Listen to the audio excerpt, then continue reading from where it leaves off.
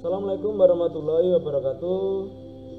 Salam sejahtera bagi kita semua. Oke, berjumpa lagi dengan saya Pak Mukhtar di perkuliahan fisika. Untuk saat ini kita sudah memasuki pertemuan kelima perkuliahan ya. Oke, untuk perkuliahan kelima ini materinya adalah teori probabilitas. Oke, kita langsung ke materinya saja.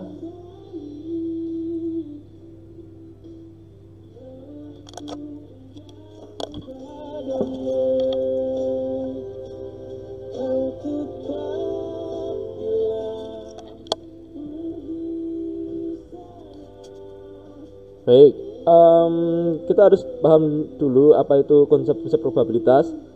Oke, di sini ada beberapa konsep, yaitu pengertian probabilitas. Nanti ada objektif, yaitu terdiri dari klasik dan empiris, subjektif. Terus istilah-istilah dalam probabilitas: eksperimen, hasil kejadian, mutually exclusive, collectively exhaustive, independent, permutasi, dan kombinasi. Terus ada aturan probabilitas, yaitu aturan penjumlahan dan aturan perkalian. Terus penggunaan diagram pohon untuk menyusun dan menghitung probabilitas. Oke, ini definisi dari probabilitas. Probabilitas adalah ukuran dari kemungkinan bahwa sebuah peristiwa di masa depan akan terjadi. P dalam kurung A itu melambangkan peluang probabilitas bahwa kejadian A terjadi. Oke, yang perlu diperhatikan bahwa nilai peluang itu 0 sampai 1. Jadi kalau kalian nanti menghitung probabilitas lebih dari 1 itu salah, atau kurang dari 0 itu salah. Jadi nilainya itu minimum 0 dan maksimumnya 1. Oke, itu nilai probabilitas. Oke, kalau probabilitas itu mendekati 0, itu peluang terjadinya satu kejadian itu kecil. Kalau mendekati 1 itu peluang terjadinya akan besar. Itu ya, itu prinsip dari probabilitas. Nah, untuk istilah penting dalam probabilitas: eksperimen, yaitu proses yang menghasilkan satu kejadian dari beberapa pengamatan, misalkan melempar sebuah dadu. Terus selanjutnya hasil atau outcome, keluaran atau output tertentu dari sebuah eksperimen. Misal, dari eksperimen melempar dadu, hasil yang mungkin adalah munculnya angka 1, 2, 3, 4, 5, atau 6. Nah, selanjutnya adalah kejadian atau event. Kumpulan dari suatu hasil atau lebih dari satu eksperimen. Nah, misalnya, kejadian yang diamati dari melempar dadu adalah munculnya angka genap. Angka genap di dadu ada apa saja? 2, 4, 6. Itu ya, ini bisa dipahami. Oke, sekarang masuk ke probabilitas klasik. Apa itu? Oke, probabilitas klasik berlaku jika hasil-hasil dari sebuah eksperimen semuanya memiliki peluang yang sama. Oke ya, ini di board hitam bahwa probabilitas klasik itu mengakui bahwa semua itu memiliki peluang yang sama. Oke, pada metode ini probabilitas dapat ditentukan sebelum eksperimen dilakukan karena jumlah keseluruhan hasil telah diketahui. Oke, probabilitas kejadian rumusnya dapat dicari, yaitu dengan cara membagi jumlah hasil yang diharapkan dengan jumlah seluruh hasil yang mungkin. Oke, misal dari eksperimen melempar dadu, berapa probabilitas muncul angka 5? Oke, saya lambangkan P dalam kurung 5 ya, atau probabilitas munculnya angka 5 sama dengan 1/6, karena angka 5 di dadu itu hanya satu saja ya, dan sedangkan 6 itu merupakan ruang sampel atau kemungkinan yang akan terjadi itu ada 6 ya. Oke, bisa dipahami. Sekarang probabilitas empiris. Probabilitas empiris adalah probabilitas suatu kejadian yang muncul merupakan proporsi atau bagian dari kejadian serupa yang telah terjadi sebelumnya. Oke, dapat dicari dengan cara membagi jumlah kemunculan suatu kejadian dengan jumlah seluruh pengamatan. Oke. Pendekatan probabilitas empiris didasarkan pada hukum jumlah besar atau law of large number, yang menyatakan bahwa semakin banyak pengamatan akan menghasilkan perkiraan probabilitas yang lebih akurat. Ini perlu dipahami juga. Oke, ini contohnya. Selama 5 tahun mengajar, Prof Budi telah memberi nilai A pada 186 mahasiswa dari total 1.200 mahasiswa yang pernah diajarnya. Berapa probabilitas seorang mahasiswa bisa memperoleh nilai A pada semester ini? Oke, dapat dicari dengan cara membagi 186 dengan 1.200, maka diperoleh nilainya 0,155. Hasil ini juga disebut probabilitas tanpa syarat ya. Oke, atau bisa dibilang unconditional probability. Oke. Nah, kalau probabilitas subjektif itu didasarkan hanya pada informasi yang tersedia. Contohnya, memperkirakan kemungkinan bahwa perekonomian Indonesia akan tumbuh 5% pada tahun ini. Nah, itu misalkan presiden kita tuh bilang kayak gitu. Nah, itu adalah subjektif karena berdasarkan informasi saja kayak gitu. Oke. Nah, sekarang mutually eksklusif atau tidak terikat satu sama lain atau saling lepas. Oke. Munculnya satu kejadian meniadakan kejadian yang lain. Nah, tidak ada kejadian lain yang muncul pada waktu yang bersamaan. Itu tidak terikat ya, atau mutually eksklusif. Nah, sekarang collectively exhaustive atau kumpulan lengkap. Kumpulan semua kejadian yang mungkin. Dalam satu eksperimen harus ada satu kejadian yang muncul. Oke. Independen, saling bebas, tidak ada terikatan ya. Munculnya satu kejadian tidak berpengaruh pada probabilitas kejadian lain untuk dua kejadian berbeda waktu. Oke, ini perlu kalian pahami juga. Nanti ada di contoh-contohnya kayak ini. Misalkan sebuah dadu dilempar sekali, Budi hanya peduli dengan munculnya angka genap yaitu 2, 4, 6. Terus Arman hanya peduli dengan munculnya angka kurang dari atau sama dengan 3 yaitu 1, 2, 3. Maria hanya peduli dengan munculnya angka 6. Sonia hanya peduli dengan munculnya angka ganjil yaitu 1, 3, 5. Oke. Sebuah dadu dilempar 2 kali. Dani hanya peduli dengan munculnya angka genap pada lemparan pertama yaitu 2, 4, 6. Sarah hanya peduli dengan munculnya angka genap pada lemparan kedua yaitu 2, 4, 6. Oke. Dari yang saya bacakan ini, contoh ini, eksperimennya adalah melempar dadu. Hasil yang mungkin yang terjadi adalah angka-angka 1, 2, 3, 4, 5, 6. Nah, kejadian eventnya ini menyesuaikan yang contoh tadi, yaitu bagi Budi munculnya bilangan genap yaitu 2, 4, 6. Bagi Arman munculnya angka kurang dari atau sama dengan 3 yaitu 1, 2, 3. Untuk Maria, kalau Maria muncul angka 6. Kalau Sonia munculnya angka ganjil yaitu 1, 3, 5. Oke. Sekarang contohnya untuk mutually exclusive, independent, and collectively exclusive event. Oke.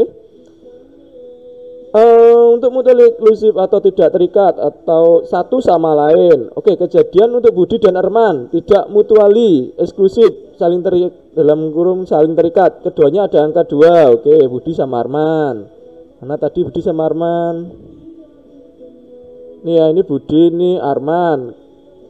Dua-duanya angka ada angka 2. Ini 2, si Budi ada 2, si Arman ada 2. Oleh sebab itu tidak mutually eksklusif atau saling terikat. Oke ya. Karena ada angka keduanya, oke. Kejadian untuk Budi dan Maria tidak mutually eksklusif atau saling terikat karena keduanya mengandung angka 6. Oke, kita lihat lagi Budi sama Maria. Budi mana Budi? Ini Budi, ada 6. Maria 6, oke ya. Nah, selanjutnya untuk Arman dan Maria mutually eksklusif atau tidak saling terikat. Oke, tidak ada angka yang sama. Oke, lihat Arman sama Maria. Mana Arman? Nah, Arman kan 1, 2, 3. Terus Maria 6. Berarti nggak ada angka yang sama ya. Oke. Kejadian untuk Budi dan Sonia mutual eksklusif atau tidak saling terikat, tidak ada angka sama. Oke, Budi sama Sonia. Mana Budi? Nah, ini. Sonia mana? Nih. Tidak ada angka sama ya. Oke. Oke, paham? Oke, selanjutnya independen atau saling lepas. Munculnya satu kejadian tidak berpengaruh pada probabilitas kejadian lainnya.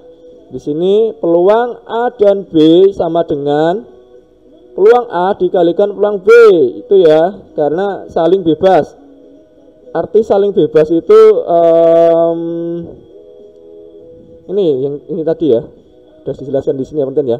Oke, tidak independen atau tidak saling bebas antara Budi sama Arman, antara kejadian Budi Maria, antara kejadian Arman Maria, antara kejadian Budi dan Sony. Itu semua contohnya independen, tidak saling bebas. Oke, sekarang yang independen contohnya antara kejadian Dani dan Sarah. Maka untuk peluang Dani dan Sarah, yaitu peluang Dani dikalikan peluang Sarah. Oke, sekarang kolektif exhaustive atau kumpulan lengkap, kumpulan semua kejadian yang mungkin. Kejadian untuk Budi angka genap, kejadian untuk Sonia angka ganjil adalah collectively exhaustive atau kumpulan lengkap semua hasil yang mungkin terjadi. Kejadian untuk Budi genap, kejadian untuk Maria angka 6 bukan kolektif atau bukan kumpulan lengkap. Ini contoh-contohnya ya, nanti program ini sendiri. Oke. Struktur probabilitas dua kejadian yang tidak saling terikat atau bukan mutually eksklusif. Oke ya.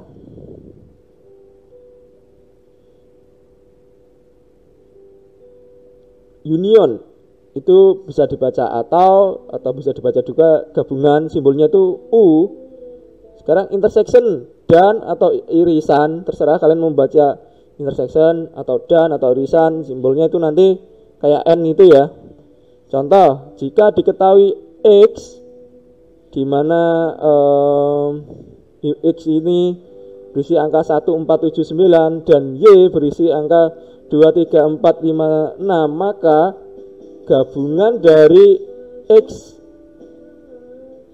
saya baca X union Y sama dengan 1 2 3 4 5 6 7 9. Oke, di sini ada double ya, 4 sama 4, tapi cukup ditulis 1 kalau untuk union gitu ya. Oke, paham? Nah, sekarang irisan X isen Y itu yang keduanya sama, ada di X ada angkanya, di Y ada angkanya yang sama, yaitu angka 4. Nih 4, ini 4. Ini ya. Ini gambar dari untuk union. Union itu yang di blok ungu ini semua, sedangkan irisan yang sebelah kanan ini itu yang di blok ungu itu, berarti irisan tuh keduanya itu ada itu. Sedangkan union tadi itu keseluruhan, tapi kalau double tidak dihitung, itu dihitung satu aja ya. Oke, paham?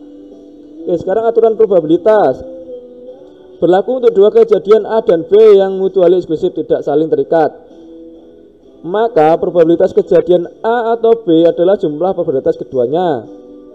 Peluang A atau B sama dengan peluang A ditambah peluang B. Ini sama aja ya, atau sama ini sama aja ya. Oke.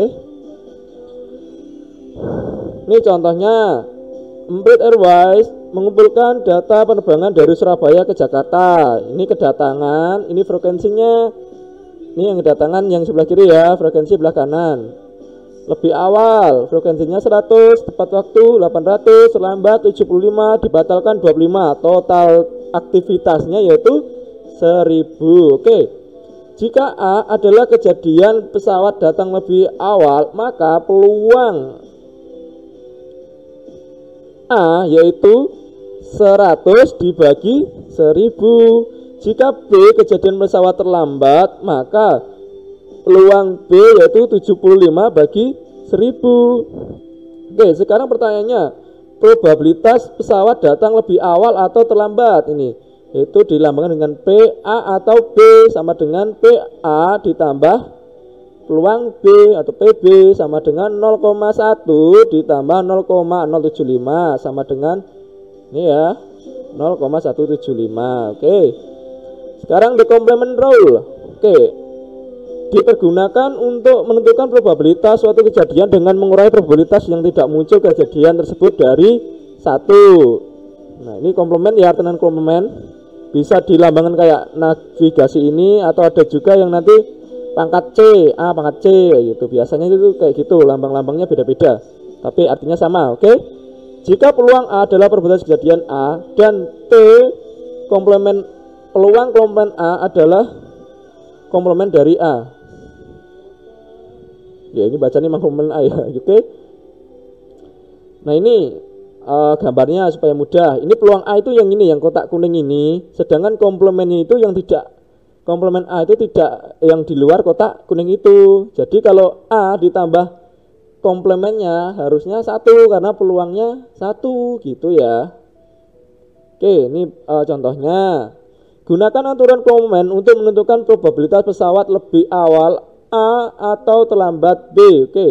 Peluang A atau B sama dengan 1 dikurangi peluang C atau D gitu ya.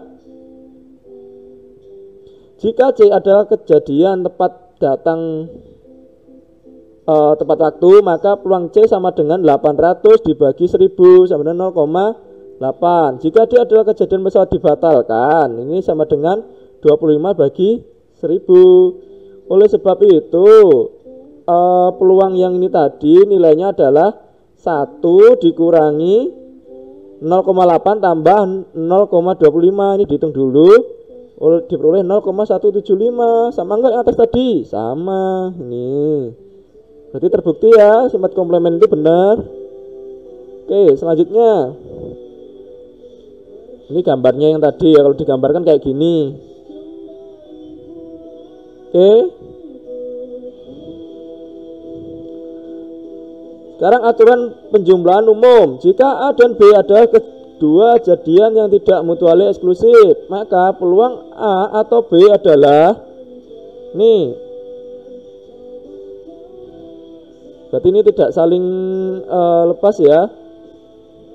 Peluang A ditambah peluang B dikurangi irisannya, peluang A irisan B gitu ya. Karena nanti ada irisannya. Nah, inilah contohnya, analogi apa itu gambarnya biar mudah dipahami. Yang kuning itu A, yang biru tua itu B, yang biru muda itu irisan dari A dan B. Jadi yang A dan B itu ada kedabelan antara A sama B. Jadi itu adalah irisan. Oke. Contohnya, satu sampel yang terdiri dari 500 siswa, 320 memiliki stereo, 175 memiliki TV, dan 100 memiliki keduanya. Jadi yang memiliki keduanya ada 100. Nah ini 100, ini memiliki keduanya. Ini yang TV tadi 175, yang stereo 3250. Oke. Contoh lagi, satu sampel yang terdiri dari 500 siswa, 320 memiliki stereo, 175 memiliki TV, dan 100 memiliki keduanya. Oke. Jika satu siswa diambil secara acak, berapa probabilitas seorang siswa hanya memiliki stereo, hanya memiliki TV dan memiliki stereo dan TV? Oke. Peluang stereo sama dengan 320 dibagi 500, 0,64. Peluang TV sama dengan 175 dibagi 500, 0,35. Peluang stereo dan TV yaitu berapa? 100 dibagi 500, 0,20. Oke. Nah, contoh selanjutnya, satu sampel yang terdiri dari ini contoh sama kayak tadi ya. Oke. Pertanyaannya, jika satu siswa diambil secara acak, berapa probabilitas seorang siswa memiliki stereo atau TV? Oke, ditanya P, S atau T. Ini pakai rumus yang ini tadi. Yang mana ya? Yang ini. Oke. Peluang S tambah peluang T dikurangi P, S dan T ya, 0,64. Yang ini tadi peluang S, T nya 0,35 dikurangi 0,2 sama dengan 0,79. Oke ya. Sekarang probabilitas gabungan atau joint probability. Oke, probabilitas gabungan mengukur kemungkinan 2 atau lebih kejadian terjadi bersama-sama. Jadi kejadian itu berbarengan gitu ya. Misalnya dalam contoh 3, kejadian seorang siswa memiliki stereo dan TV di kamar. Oke. Terus contohnya lagi, peluang dadu 5 dan dadu 6 sama dengan 0 karena dua kejadian tersebut mutually eksklusif. Oke. Aturan perkalian khusus. Aturan permainan khusus berlaku untuk dua kejadian A dan B yang independen atau saling bebas. Dua kejadian A dan B independen atau saling bebas jika munculnya salah satu kejadian tidak pengaruh pada properties munculnya kejadian yang lainnya. Oke ya.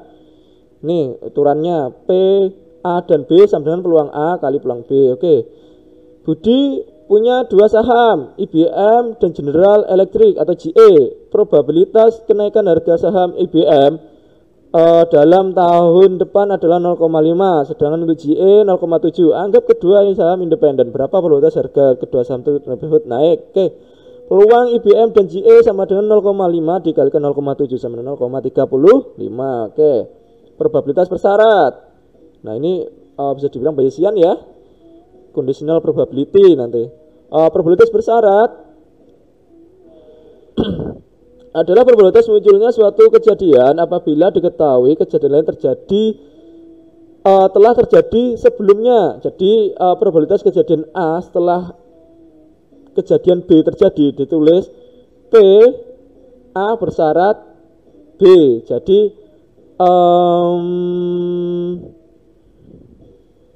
B terjadi dulu baru A ya, gitu ya. Oke.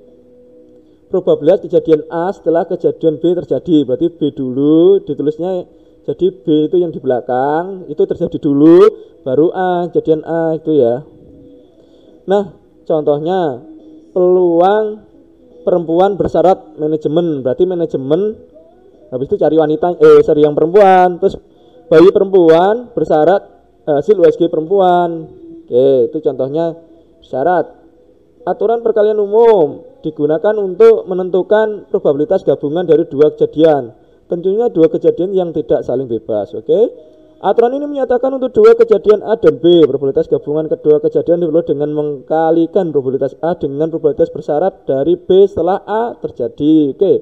Aturan perkalian umum. Oke.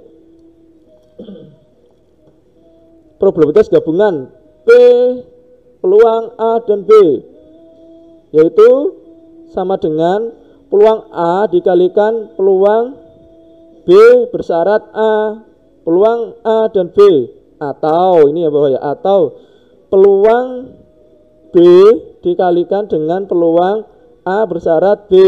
Nah, ini contohnya peluang hasil tes perempuan dan lahir perempuan itu dapat dicari dengan peluang lahir perempuan dikalikan peluang hasil tes perempuan bersyarat lahir perempuan.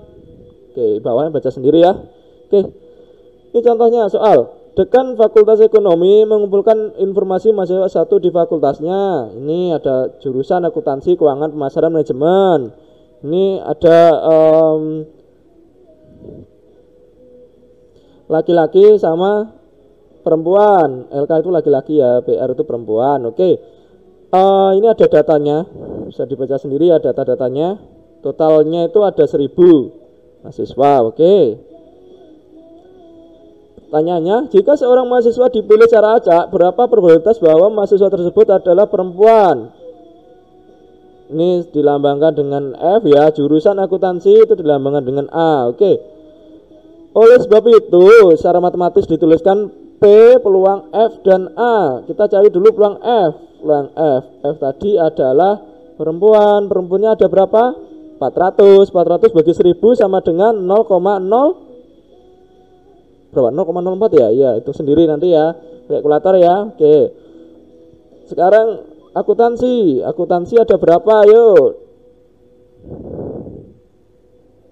Jurusan akuntansi yang perempuan. Nih, 110. Enggak bisa select yang ini ya. 110 dibagi dengan 1000. Dibagi dengan 400, banyaknya perempuan. Tadi kan yang diminta itu ya.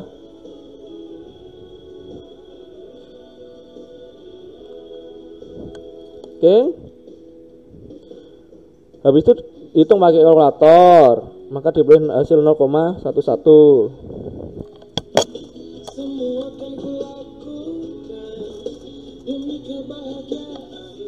Oke, sekarang diagram pohon atau tree diagram. Nah, ini untuk membantu kalian dalam menyelesaikan probability ya. Oke, Grafik yang berguna untuk menggambarkan probabilitas bersyarat dan probabilitas gabungan yang tersusun dalam beberapa tahap perhitungan. Misalkan dalam tas berisi 7 bola merah dan 5 bola biru. Anda mengambil 2 bola secara berurutan dengan tidak memasukkan kembali bola yang telah diambil, berarti tidak ada pengembalian ya. Susun diagram pohon dari informasi tersebut. Oke, tadi kita mempunyai berapa bola? 7 tambah 5 sama dengan 12. Oke, awalnya kita mempunyai 12. Untuk peluang bola merah yaitu 7 per 12. Bola biru yaitu 5 per 12. Oke, saya tuliskan ini ya. Ini yang merah, ini yang biru. Oke, tadi diambil 1. Oleh sebab itu maka bolanya tinggal 11. Jadi peluang bola ambil kalau misalkan terambil yang merah, bola merah menjadi 6. Oke, ini bola merah yang terambil, maka jadi 6 per 11 karena bolanya udah terambil 1 di sini ya. Dan ini bola merah terambil 6, terus bola biru masih 5 per 11, bolanya kayak gitu. Ini peluang dari merah 2, biru 2. Oke. Ini pengambilan kedua ya maksudnya ya. Terus sekarang yang biru, tadi kan peluangnya 5 per 12, diambil biru 1, jadi menjadi 4, 5 kurangi 1 jadi 4. Terus 12 kurangi 1 jadi 11. Yang merah masih utuh karena belum terambil. Oke, kayak gitu untuk diagram pohonnya. Oke, diagram pohon menggambarkan dengan jelas hubungan antara probabilitas gabungan dan probabilitas bersyarat. Anggap A, B adalah kejadian bola merah pada pengambilan. Yang A ini yang pertama, terus yang B itu yang kedua.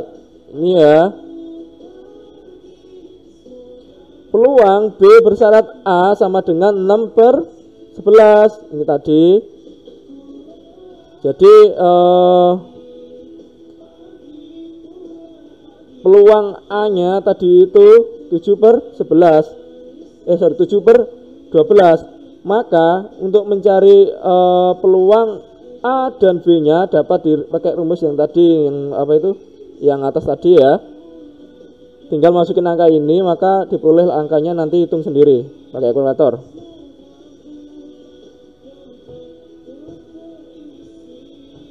Oke, paham?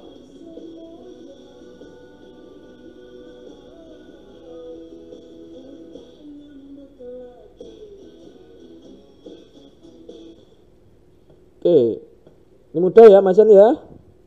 Oke, sekarang aturan Bayesian. Oke, antara Bayes bukan antara Bayesian, yang keliru lagi nanti. Aturan Bayes. Nah ini ada rumus ini. Peluang BII maksudnya nanti itu kan ada banyak macam-macam kejadian, misalkan dikombinasi dengan event-event yang lainnya ya. Peluang BI bersyarat A itu dapat dicari dengan peluang B indeks ke I dikalikan dengan PA bersyarat BI dibagi dengan PB1 dikalikan peluang A bersyarat B1 ditambah peluang B2 dikalikan peluang A bersyarat B2 ditambah sampai peluang B ke K dikalikan dengan peluang A bersyarat B ke K, kayak gitu. Ini contohnya nanti.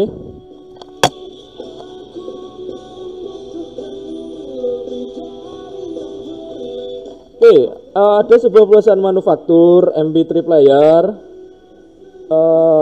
di dua perusahaan.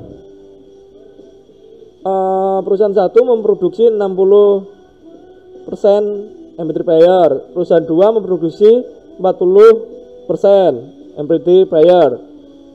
Untuk perusahaan satu, dia ditemui produk yang cacat 2%, sedangkan perusahaan 2 1% saja yang cacat. Nah, pertanyaannya, what is the probability it come from company 1? Oke, ini ya.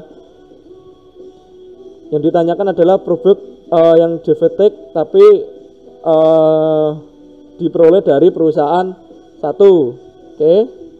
Ini kalau ada soal kayak gini kita bisa mengerjakan pakai aturan bias.